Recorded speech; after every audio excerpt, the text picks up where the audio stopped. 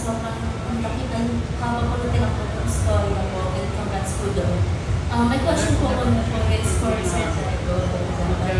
Sir Jaigo, kayo po yung nagbibigay, kayo po yung nagpapainit ng ulo ng iba doon at nagpainit po ng dugo ng mga audience po. No? Paano nyo na po na-maintain yung intensity na yun during sa buong taon na po yun? Paano ko na maintain yung intensity? At one point, feeling ko baliw na rin ako eh. Napabaliw na po ako na, sa totoo lang I had to talk to some people already. Tsaka hindi na naman ako, kasama doon sila to, Silvio, si Lee, marami kami masama, yung Castillo side. Pero at one point talaga, feeling ko nababaliw na ako eh, parang nauuwi ko na si Dwayne.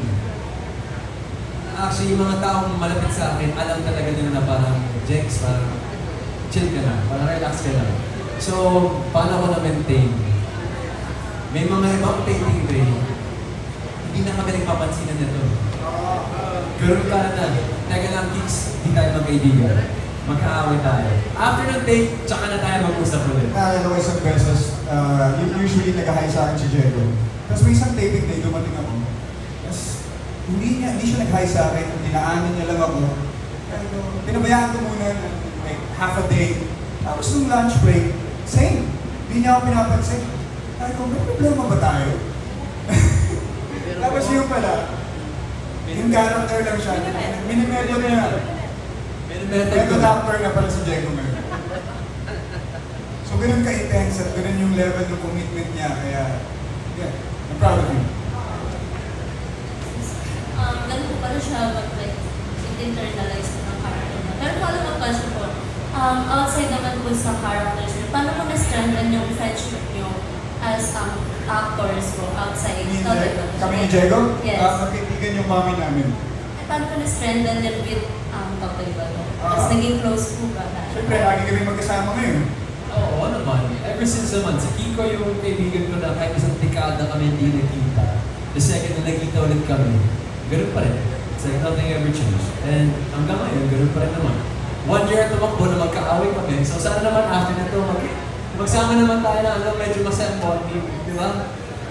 Minsan kasi hindi natutuloy. Dami namin usapan. Lahat na to si Jet. Ito, galing kumuha ng plano. Tahimik na nga ako dito. Out of town tayo, guys. Camping tayo. Tali Beach tayo. Wala.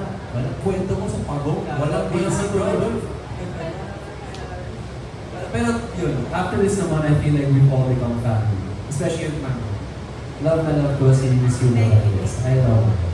Last question po, kasi si Kiko tinanong po yung ano yung naging impact sa kanyang date na tayo. Kayo po as Green, ano po yung like yung naiwan sa inyo ni Dwayne as sa dito po sa Comic-Con? Thank you. Handang-handa na akong bitawan si Dwayne. Ikaw mo na akong Handa na siyang kalimutan si Dwayne. Handang-handa na akong kalimutan si Dwayne. Yan lang po. Okay, thank you so much, Miss Angelica. And now let's hear from June Nardo from Marites University. Thank you, June. Nice to hear you. No. Tanig ko na si Yula. No, June. Ano Yula? Sa salong. Long time. Kaya nga, di ba? Thank God, di ba? May matalo.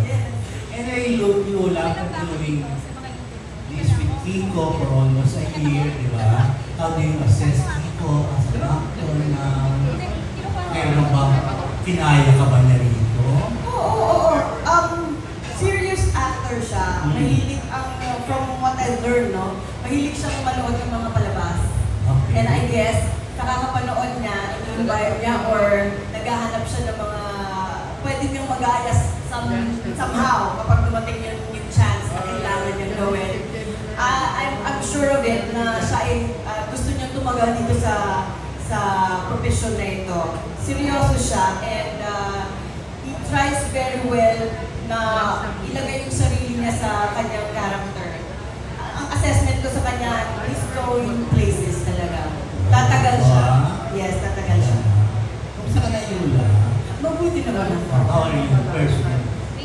Yan mo, personal side. Kumusta? Dito sa... Hindi, outside showbiz. Para malaman ng mga taga-show na. Okay naman ako. I'm at peace with myself and yes, and happy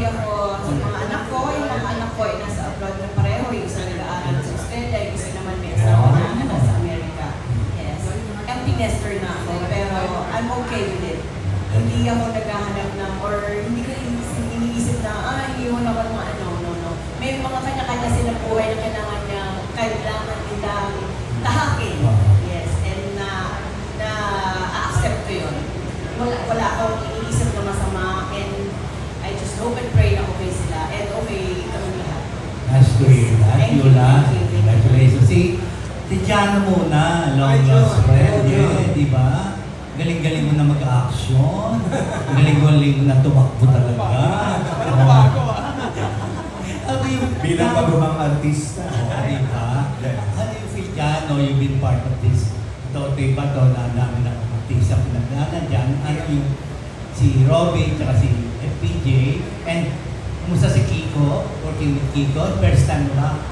First time. Oh, sige. First time, naging close talaga kami ni Kiko kasi ang role ko is dikit kami. Okay. Ako yung tito niya, pumalit sa daddy niya. Kaya lang, nung pumasok ako, 2 weeks ago lang sabi patapos na daw yung show. Hindi, Oh, talaga? Hindi, last year. Mm. Hindi, sobrang bilib ako kay Kiko. Tuwan-tuwa ako kasi talagang yung gusto niyang mapaganda talaga bawat eksena, bawat linya, perfectionist siya. May drive talaga yung bata, may passion. So, sinusuportahan ko yun. At lalo akong ginaganahan sa ginagawa ko. What's new with, bukod dito sa Totoy Bato, what's new with you, Jano? Sa Monday, may show.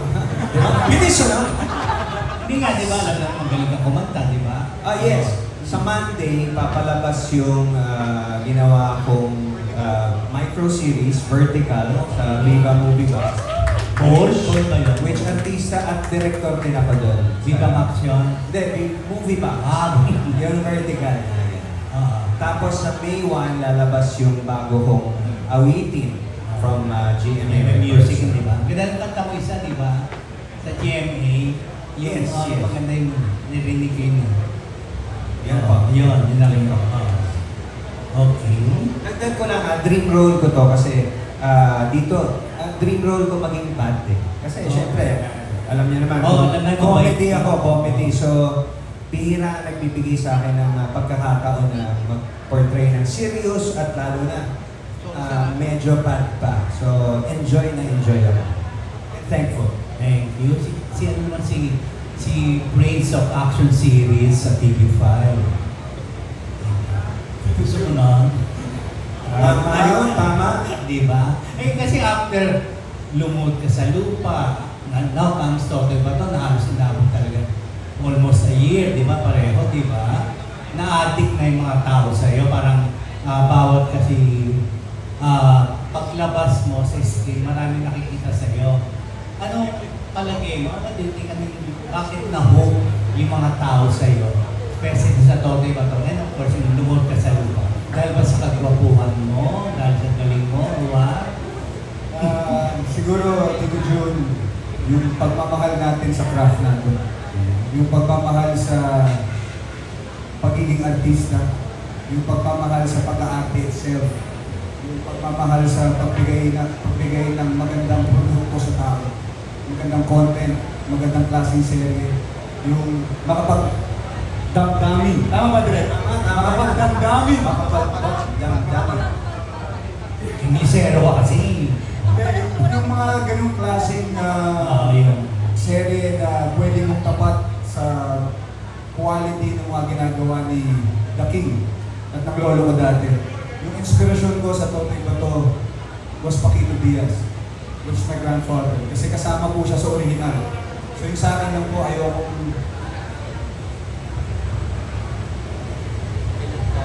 ayokong mapahiya ako kay Lolo Paquito. Yung huling sinabi niya sa akin, ako papalit sa kanya. Hindi mo papalitan yung isang sa mga ibang tao, kontrabida siya, di ba? Pero sa buhay ko siya yung bida. Thank you. Maraming salamat. Congratulations and good luck. Thank you, Sir Jun.